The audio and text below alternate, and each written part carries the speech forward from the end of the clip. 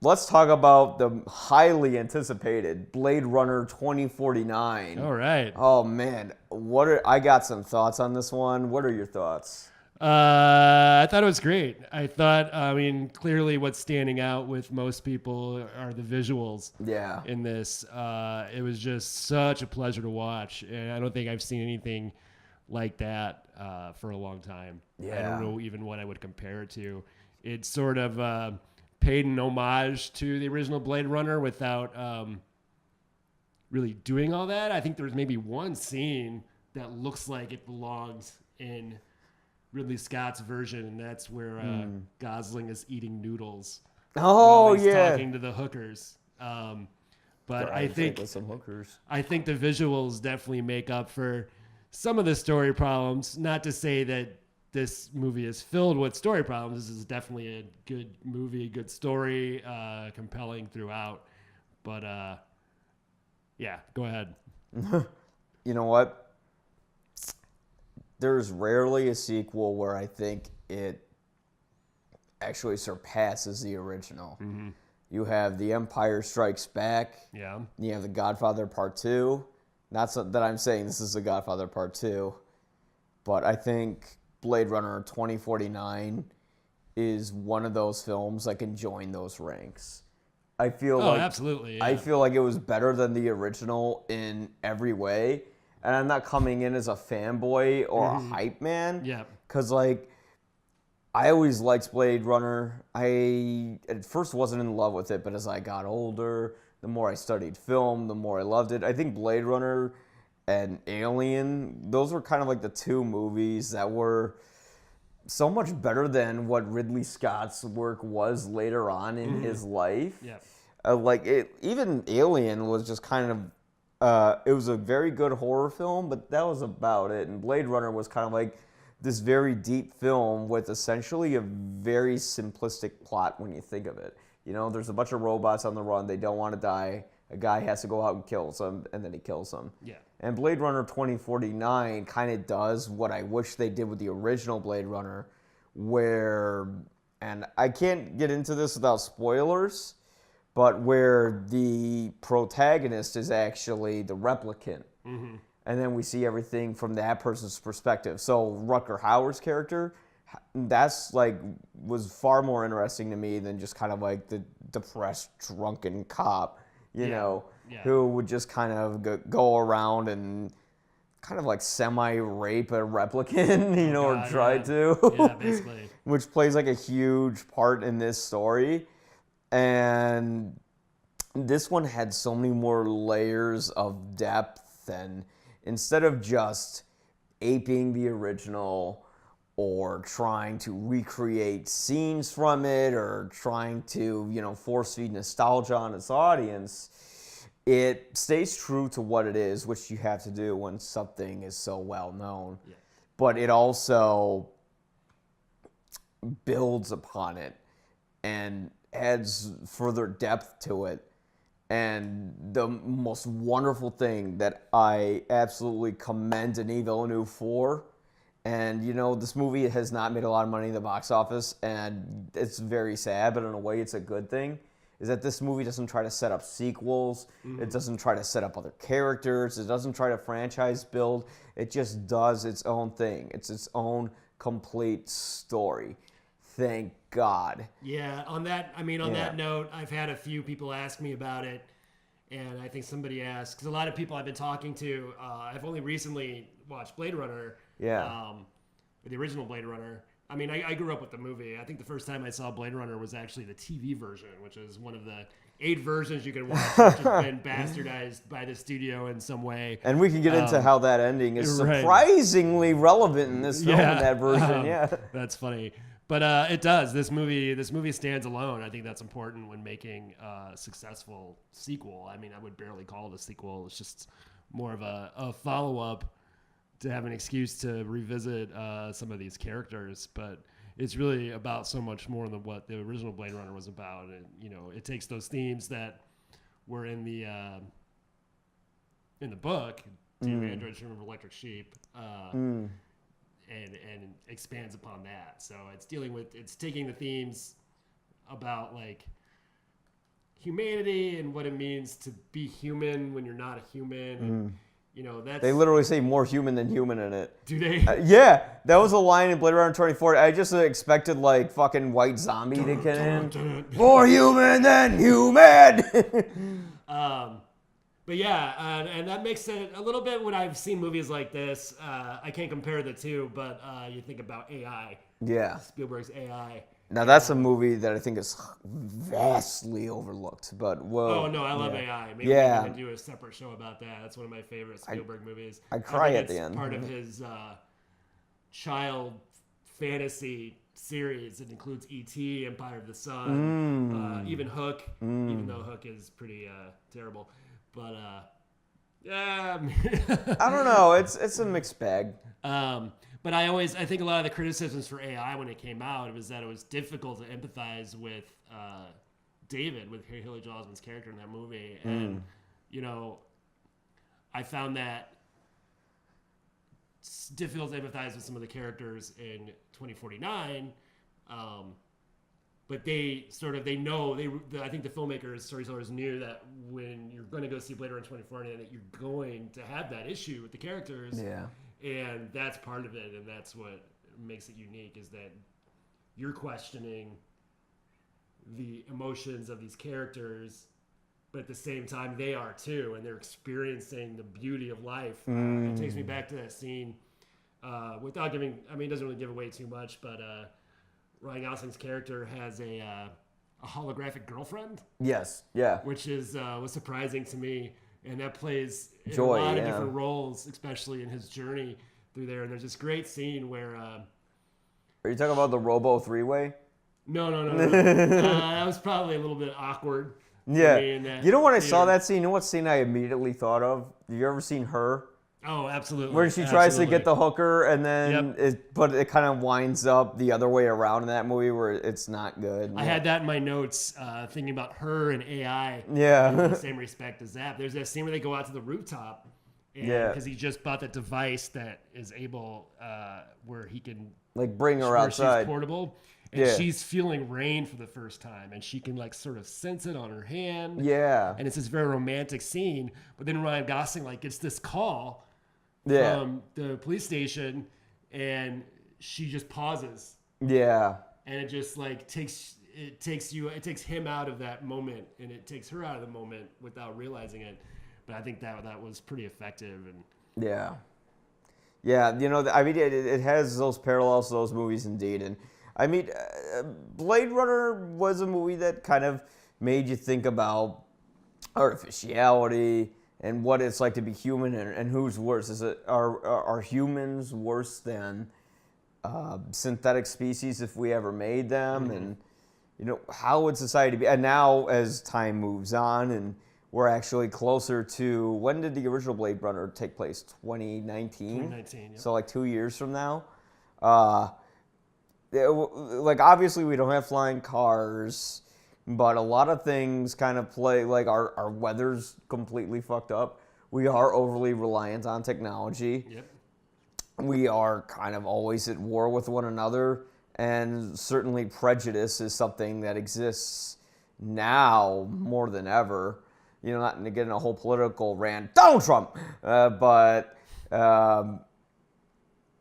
you know, and now we see 2049, and it actually borrows off of those themes, you know, where like I don't know if you could tell like how the weather patterns were slightly different there, where it was like raining sometimes and then sort of snowing. Nice shot. See how we're not empathetic? We threw something at a cat, but it was a synthetic cat, so it's okay. Sorry, bros. But I think it had something subtly to do with global warming in the film. You know, like how there's that one horribly hot atmosphere that Harrison Ford's in, and nobody else can go there. Kind of like how the moisture from our crops will die away, and how like when they're flying over one part of the city, it's just filled with nothing but flooding. You know, kind of similar to all the tsunamis and the hurricanes that we've had today. And then it's just randomly snowing. It's just, they completely fucked up the environment, just like how we fucked up the environment too. And I think that played a part in the film Like, I don't know if people noticed it or they thought it was being subtle, but like that was something that really stood out to me. But the wonderful thing is, you get invested in this new protagonist. Ryan Gosling isn't just in the film to be Ryan Gosling.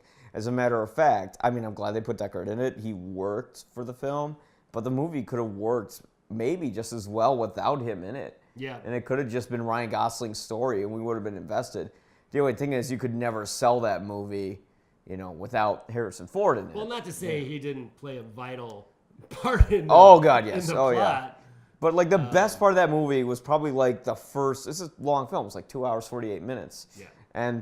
But the best parts of that film was when it didn't talk about the events of the first film and all that, but when it was just a story about this guy trying to figure out who he is and what's going on. I'm really like struggling not to talk about the plot because, I mean, just like 5 minutes within the picture, you kind of realize exactly why they cast Ryan Gosling. Yeah. And then you're like, oh, Yeah. Apparently there was an embargo on the critics. Like, they had to wait a certain amount of time to release the reviews, and there were just a list of things that were not allowed to talk about. Oh, okay. And I mean, and one of those things was something that was revealed in the first 2 minutes of the movie. Yeah. It's not a plot twist. Yeah. Hold it closer. Yeah. It's not a plot twist. I mean, it's not a plot twist. It happens right away, so it's a big part of the story. And now, with that said, let's go through the list. Ba-da-ba-ba-ba. Ryan Gosling is actually a replicant and trying to figure out his own existence. Well, maybe. Yes. What is next on the list? Well, this brings up something I really wanted to start talking about was Ryan Gosling's girlfriend is a robot hologram. Yes. Harrison Ford is not a replicant? Yeah, Harrison Ford probably isn't a replicant because he always gets his fucking ass kicked by replicants. Also, he porked Sean Young, and that's how they ended up having a child who was a replicant-born son. So the whole plot revolves around everyone fighting a born replicant.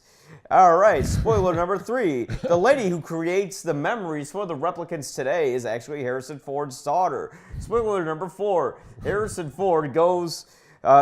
Gosling goes to save Harrison Ford, saves him, kills the replicant, or kills the fucking other chick who's a replicant. Yep. And then Harrison Ford goes to see his daughter. The movie ends. And now we're all fired. Okay, you're giving away the whole story. Yeah. I just wanted to talk about plot points that involve spoilers. Yeah. It's funny. Yeah. It's funny. We're Are you just going to bleep that all out? Yeah, not in the uncut version. Oh, cool. Oh, man, what was I going to say? But no, I'm sorry. I cut you off and went off on a tangent. Well, I think as I'm watching the movie, I'm struggling to identify with Ryan Gosling, whatever, TD 1038 or whatever.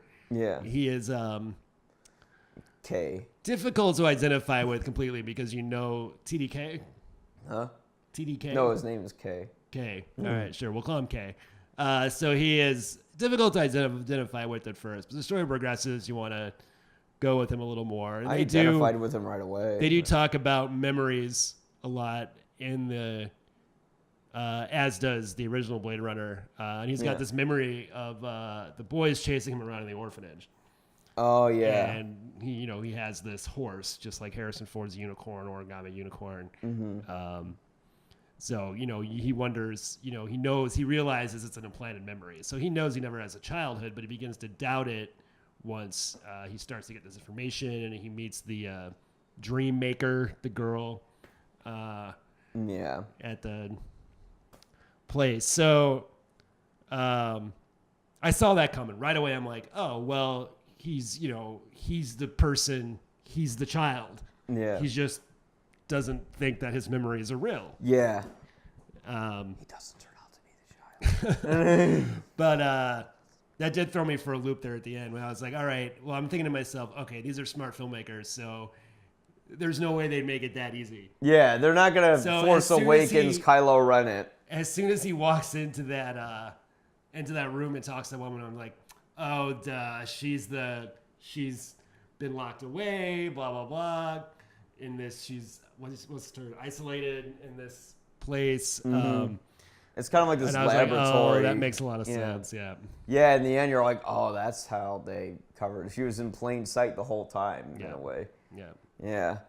But the wonderful thing about it is that it really explored what it's like to not know what it's like to be human in a way, to not identify with yourself, and that is to have a protagonist who's a replicant. And Ryan Gosling was good at this movie, surprisingly. Oh, he's always good. I love Ryan Gosling. Like, I don't think he's a bad actor. I just think he's average, And in this film, if you cast someone like Keanu Reeves to be wooden, he would have been too wooden. You needed Ryan Gosling to at least somewhat externalize his internal emotions, his internal conflict. Sort of like the only moment we really see him snap is when he sees the dream lady, and then he realizes that something isn't quite as he thought it was. So then he yells, "God damn it," and he kicks the chair, But that was about it, Well, also, you know what? There are some subtleties to his performance. I think, after he kind of loses his portable girlfriend towards the end, and he's walking down the street in the rain, and he sees the giant holographic advertisement for that same girlfriend. Yeah, it was like that naked lady with the frog eyes. Yeah, but that's the same model as his girlfriend. Yeah, and she recognizes him almost. Yeah, and it's like it made him not feel unique anymore, and you could see the disappointment in his eyes when he sees that he recognizes this woman as being this woman that he just lost after a bunch of losses and disappointments. And this is just the nail in the coffin. But it kind of reminds me of that ending of Her, when Joaquin Phoenix finds out there's just so many other models of her, and they're all having to leave because the manufacturer fucked up. It kind of reminds me of that a little bit. How did she come back though later on in the movie though? Because she was just kind of there later. No, she gets vaporized at the casino. Oh, she does? Oh, is that when the fucking the bad girl crushes his portable device, and he had already erased her from his system because he had to leave his apartment. Yeah, that's what I meant. If he erased her from the apartment and snapped the antenna, how did she come back? Before I should know this actress's name, but before bitchy replicant killed her. Yeah. Oh, that's what I want to talk about. Yeah. The one thing that irks me. Yeah. Is this super hyper realistic CGI that never works. Are you talking about young Sean Young? Yes. The uncanny valley irks me so much and takes me out of every movie. The end of Rogue One was like that with Hope, Princess Leia, and her eyes going everywhere. And the eyeballs are so bad, and the skin is too smooth. But her eyes are green. The eyes were the wrong color. No, you don't remember that in Blade Runner 2049? Her eyes were green. Oh, yeah. Bang! Her eyes were green. Yeah. Get me to the Millennium Falcon. How funny would it have been in that scene when he's talking to Jared Leto? If after he says her eyes were green, Jared Leto or Sean Young, CGI Sean Young just takes out a fucking lightsaber and stabs him, and he falls in the pool. That's awkward. All I could think about was probably the struggle it takes to knowing that Harrison Ford is such a great actor that he could actually pretend like he was so in love with Rachel when famously in the original movie he just fucking rapes her. No, Harrison Ford hated Sean Young. They hated each other. Dude, she must have blacklisted the shit out of herself because she's still alive. They could have brought her back as an actress older like they did with Twin Peaks. Or they did before, God rest her soul, Carrie Fisher died. But instead, it's no, fuck that. We're just CGIing you to look young. And we're just going to have some other actress, voice you. So, yeah, you're out of Hollywood forever. Never come back on a talk show dressed as Catwoman again. So, I was kind of man, what did Sean Young to fucking, destroy your career that bad? Yeah, they even credited her in the end, which was weird. Did you see that in the credits? In the credits, her name is on there, singularly, and I'm Maybe she but did she the wasn't. voice. I don't think so. Motion capture. I don't know. We gotta look that up. But I don't remember the context of the bad relationship between Sean Young and Harrison Ford on the set, but Blade Runner was a famously troubled production. If you ever read the book, everybody hated Ridley Scott on it. Like they had T-shirts that had. I hate Ridley Scott. Is that what it said, or it was something like that? And like Ridley Scott made his own T-shirt against the crew. And then there's a great quote from him regarding Harrison Ford as a replicant. And in that quote, he just kind of sounds like a dotty old man who just doesn't understand what he's talking about. He's just basically like, look, I'm the director. I tell the story. He's a fucking replicant. What do you want to see? Like Beavis and Butthead or some shit? Fuck off. Like it was something like that. Who said that? Ridley Scott said he's a replicant? No, yeah. Oh. Like very adamantly. But then this movie, like they don't say if he's a replicant or not, but they definitely kind of allude to the fact that he's not, considering that he always just gets his ass kicked. And like he doesn't have the strength of all the other replicants. And he kind of comes off as very vulnerable and human. Like that's the only film where Harrison Ford isn't the one taking charge of kicking ass. This isn't Air Force One. This isn't Indiana Jones. Get off my plane. Exactly. I didn't kill my wife. My wife. I don't care. My family. My wife. Like every movie in the 90s has him talking about his wife and his family. But like, but here it's like, how dare you? That's Harrison Ford. Yeah. How dare you? Don't talk to me like that. You ever see that interview where they're just like, so what's this like to reprise your role after 35 years? And he's like, it's a living. And I'm like, I don't care. There's another interview where they say, so Harrison Ford, is it your goal to reboot every single franchise that made you famous? He's like, hell yeah. Get out of my house, David Blaine. Oh yeah, I saw it. He was actually impressed by that. I think he like played Uncharted because it was like Indiana Jones, and he was like impressed. All right, we're going way off topic here. Oh, I love Uncharted. Can we talk about that? Yeah. Can we talk about the score? Yes. Okay. The score. Now I gotta get my cheat sheet out. Now everyone knows I'm a fraud. Vangelis, the score for the original, is one of my favorites. I thought it was Vangelis or something like that. Vangelis, whatever. He's a Greek guy. I'm part Greek. I know. Although I got all the Irish genetics. I'm part geek. Ha. That's very cute.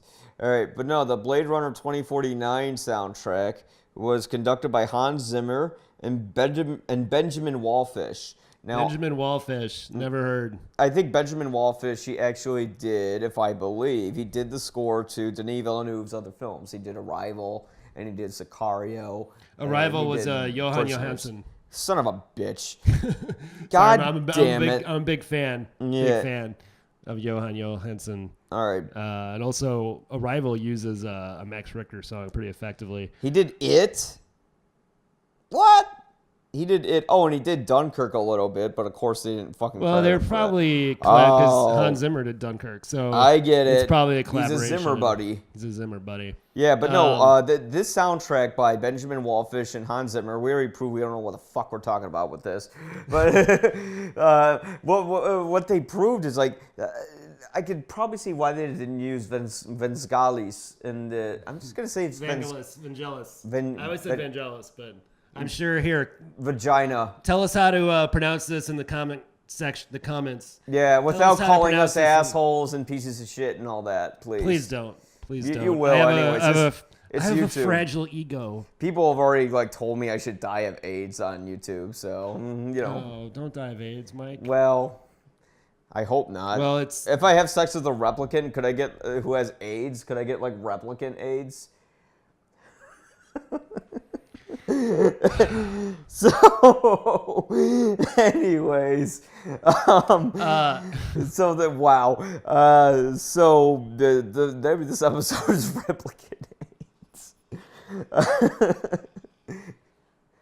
Okay, Benjamin Wallfish and Hans Zimmer do something different where I think if they just try to use the standard synthesizer sort of tempos of the original, it would sound a little silly and out of place today. Because although that score was definitely very good for that film, very fitting, very technological. A term I hate using, but I'll use it here, cyberpunk. It doesn't it wouldn't quite interpret itself to this sequel and to 2017, because like some of those songs, like in the Blade Runner soundtrack, if you listen to it, sound like a porno. Like it's like can you imagine if like when Sean Young comes back in this film, you heard like the fucking saxophone going.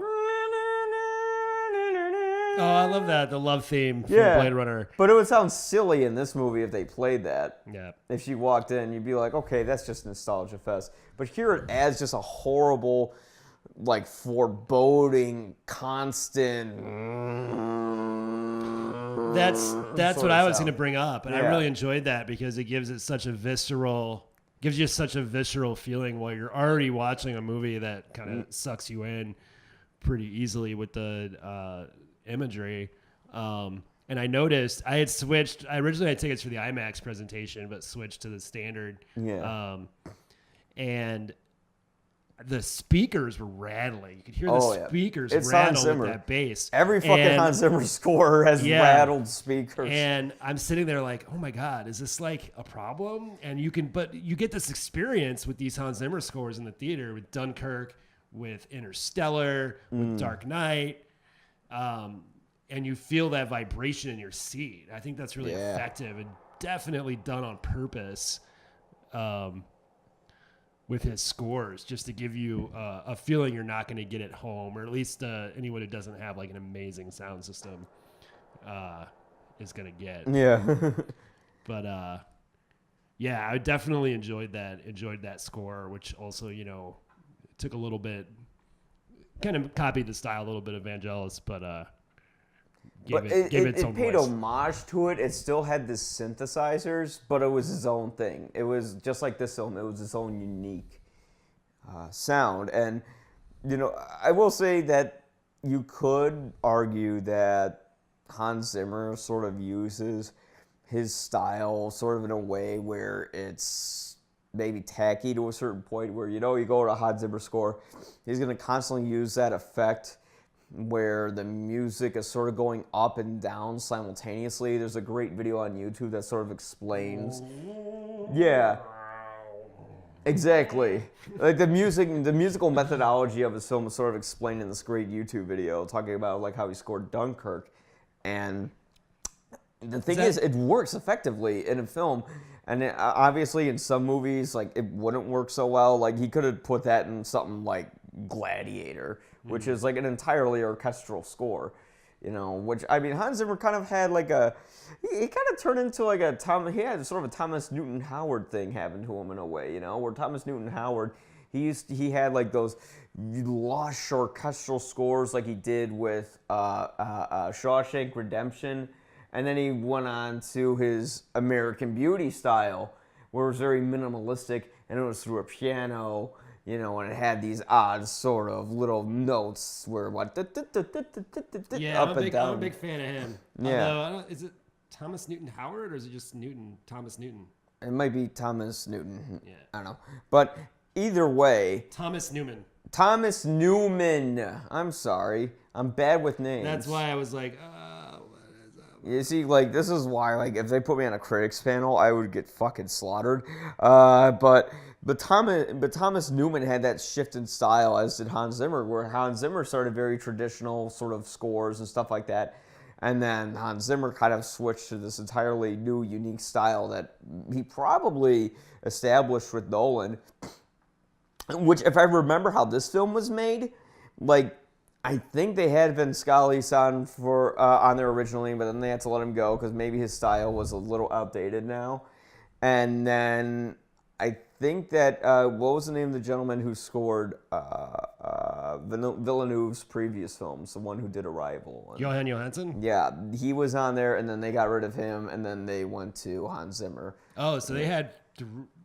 They went through 3 composers? I think so, oh, wow. Yeah. They had to. It went through a lot because they wanted to, like, nail it, But it did create this just horrible tension because this is a much bleaker film than the original, actually. Yeah, I'd say it's about on par, but yeah. No, see, it's like is it on par? Like, things are even worse, like, in this one than they used to be, Now we have replicants killing other replicants, Nobody's really united. everyone just hates each other.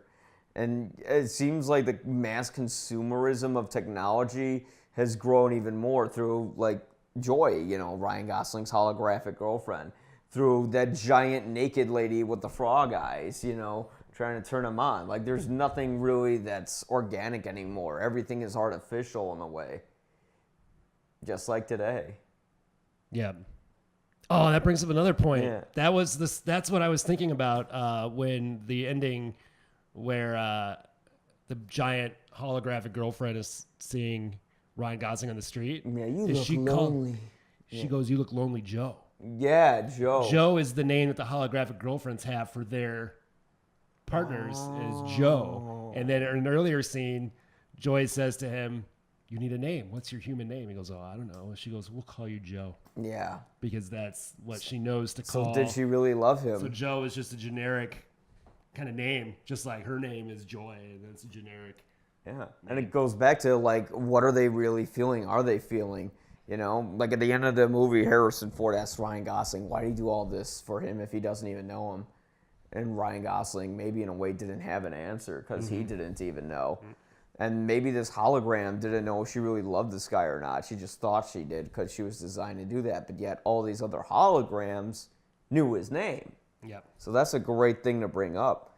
I mean, it's like, the original kind of brought up all these philosophical questions, but not as specifically, They weren't as addressed. It was more like these replicants were scared, so they ran around sort of going on this killing spree, which made them kind of evil, but you felt bad for them at the same time. And then Harrison Ford's going around and killing these replicants where he didn't seem to have much of a problem with it until he met Rachel, which we don't understand why he kind of felt for Rachel until, I guess we never knew why. He just kind of porked her, and then that was it. Well, that's how you show someone you love them. Hey, I love you. Not like a one-night stand or anything, but yeah. But did you... we should talk maybe a little bit about that ending, though, where we were joking how the original theatrical cut, it had a lot more relevance to this film than we could have possibly imagined. I think I've seen that ending only one time where that was the tacked on ending the studio put on there. Yeah. Where they went back for reshoots and they had Harrison Ford and Sean Young flying a helicopter over stock footage from The Shining. Yes. That's one of my favorite Hollywood things. It's like, all right, what do we got here? Oh, we got this helicopter footage from The Shining, which was, in 1984 was relatively a new movie. It's hard to imagine. I actually got to work with this guy over the summer who shot that footage. For fucking Blade Runner, like the reshoot? No, yeah, he shot the helicopter footage at For the The beginning of Shining. The Shining. Yeah, he's uncredited. He's a IMAX director. Really? But why was he uncredited? Craig McGillivray. He did the helicopter footage on the beginning of The Shining, Towering Inferno, and some surf movies. But I got to work with him. He was I didn't realize it was him until after the shoot was over. I IMDb'd his who I had worked for, and I was like, oh god, this guy's the real deal. And I guess I did that because I didn't want to get too excited about who I was working with. Yeah. But there was already some That's what I like to do. stars I just and distance, that. So I'm like, oh yeah, well, okay. Hey, Oliver Platt, how you doing? I'll just leave you alone. Yeah. That's amazing. Did he say anything about that shoot? No. He yelled at me for sitting around. So. Oh, he was he nice? Yeah, no, he was nice. Oh, it was just they're very tension. They're good people. You It know, was just we were set tension, shooting yeah. at Grant Park, and I was just chilling with the grip. Yeah. And he came over. He goes, "What are you guys doing?" And he screamed at us. And I was like, "Oh, well, they put me in charge of this generator and this giant balloon to work with these kids." So we had kids inside of an inflatable balloon or something over at the fountain. So that was it was a fun shoot. But yeah, I learned a few lessons on that one. Yeah, you can't sit around. Run means run. Yeah, I mean that's a lot of film production. It's stop and wait. A lot of 90% wait and then go. Mm-hmm. Wait and go. Absolutely. And when it's go, it means go. It doesn't matter if you've been standing around 14 hours doing nothing. When they say go, fucking pick up your rifle and get on the battlefield. Yeah, well, I was a PA. I didn't have a walkie, but the grip did. Yeah. He was not listening. So. Oh, well, fuck that guy. Tangent. All right, anyways. But it was hilarious, that ending, because, like, that was a tacked on ending. They just used leftover footage from The Shining. But then in this movie, they go into this whole thing about how Deckard ran off with this replicant, and then they had a child, and then you think the child is Ryan Gosling. Mm-hmm. And then next thing you know, like, you know, he's the reason that he exists. But anyway, the whole idea is like that whole ending actually is the reason that Harrison Ford is missing for 35 years and why why Rachel is dead. And you're like, wow, I cannot believe that ending played a part. I don't know if it did. You could argue that like it really just ended with them going in the elevator and you don't know what happens afterwards. Mm-hmm. But it kind of makes sense as they kind of went off into this random grassy, hilly place. Mm-hmm. Which, where did they find that place in the world of Blade Runner when everything in Earth was pretty much just industrialized? Just on their way to the Overlook Hotel. Yeah, exactly. But I mean, was there something about the story that you would say like bothered you in any way? Some of it's, well, like I was saying earlier, some of it I felt like I was kind of predicting what was happening. I was going to say, okay, well, he thinks he's this kid, but there's no way that it's going to be that easy. So he's probably not. It's probably somebody else. It could probably be this girl who's creating the dreams that he meets. Mm-hmm. Oh, wow. Okay. Yeah. And I was like, okay, well, I kind of saw that. I kind of saw that coming. So I really wasn't surprised by any of the plot points. Yeah. I thought some of the action scenes were interesting, like the ending with the flooding while they're in the van. But I didn't really feel the tension in that scene. I didn't really feel the tension. I mean, I wouldn't be surprised if Harrison Ford's contract said you have to kill me off, so they would kill off Deckard in some way. And I think one of my favorite scenes visually, but also I think was not really that intense either, was that great scene in the casino like stage area where they had these holographic performers that were real glitchy. So you had like Elvis Presley singing with these backup, and you could tell like probably in 2019 it was this great elaborate show in Las Vegas, this holographic show. But now it's just this sort of glitchy thing. And I really like the way that played out. Yeah. Interesting concept, but I really wasn't feeling the... It was inconsequential to the plot. Action there. Yeah. And it was, I think the two like big action scenes were very just like sort of... I don't know what word to use. Maybe like ham-fisted. Like I feel like the execution could have been a lot better. But I think I like Denis Villeneuve's work so far just because of its moodiness. That's why I like The Arrival so much. There's not really a lot of action in that movie. Mm-hmm. But then I don't remember much about Sicario, but I think there's like a shootout. There's a lot of tension. Yeah, the shootouts are more like the anticipation to the trigger being pulled rather than just, everyone blasting bullets at each other. Yeah. And that's kind of like the thing he does. And here is there's a lot of anticipation at each shot, but there's also a lot of scenes where, people are just kind of throwing haymakers at each other constantly, if I'm getting that correct. But I did like the fact that, like, when we first meet Deckard, it's not like in the trailer where he's just like, you found me after all these years, I've been a cop. It's more like he reacts exactly how anyone in his position would have reacted. Mm-hmm. If you're on the run forever and basically you're the most hunted man ever because you have this thing that you've kept hidden, first thing you're going to do if you see someone walk in is you're going to fucking shoot him. And that's exactly what he does. So, was that a cat? Yeah, probably. Probably. It could be a cat or a person. But that's kind of like what I liked about that scene was you kind of see like how someone would really react if you walked in there and you found someone who was hiding. You're gonna go crazy. You're gonna try to kill someone, and that played out well because then we kind of see them having to have this relationship, knowing that he can't defeat Ryan Gosling since he's a replicant and Deckard probably is not. I'm comfortable with that. Yeah. That he's not a replicant. I mean, oh yeah, he's a replicant. I mean, but does it really have a place in this universe? Not necessarily. It doesn't really change anything for me either way. So And Harrison Ford didn't want to be a replicant in the movie. Like, he was against that idea. I think Ridley Scott said he told Harrison Ford, look, you're a replicant and that's it. And Harrison Ford just said, I don't think that's a great idea, you know? And Ridley Scott's how dare you? Yeah. How dare you say I'm a replicant? But outside of that, you know, I thought that the great thing about this movie that I loved the most about it was I think it's a film that's going to, just like the original, inspire people to want to make movies, to want to be visual. I mean, it inspired me today to put up all these stupid lights and stuff, you know, and not just film in a kitchen. You know, it inspires you to want to do more. And, you know, we can't go off without talking about Roger Deakins and his cinematography in this film. Yeah. I mean, it was stunning. You know, it Absolutely, was, you know. Great. You're going, how are they going to live up to this? And Roger Deakins is one of the most well-known cinematographers of all time here, you know. I mean, like, outside of the Coen brothers, he's worked with everyone, you know. He shot so many classic films. One that's really beautiful that I loved was Road to Perdition that he shot. Yep. Shot in Chicago here, by the way. That was kind of before the big production boom. Over in here. Pullman.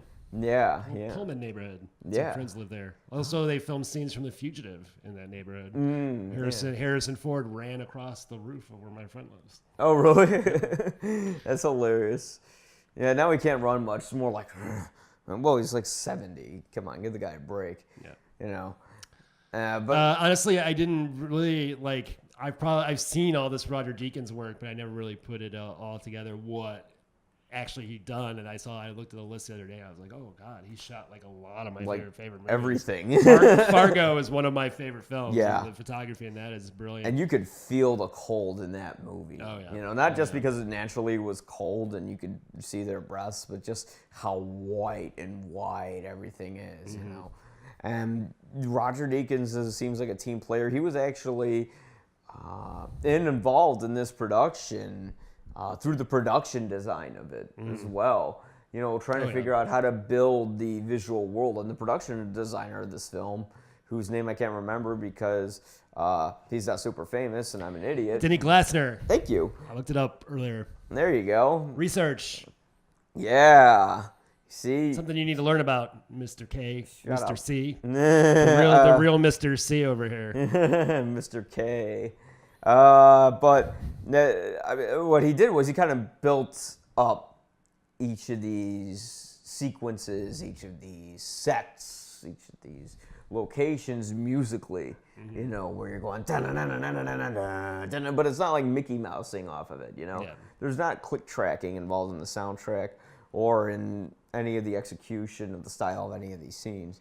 But Deakins did a wonderful job building upon this world, building an even bleaker future where, I mean, everything is just so foggy now, like you can't even see what's around you. At least in the original, you could see 2 feet in front of you, and here everything is just so horribly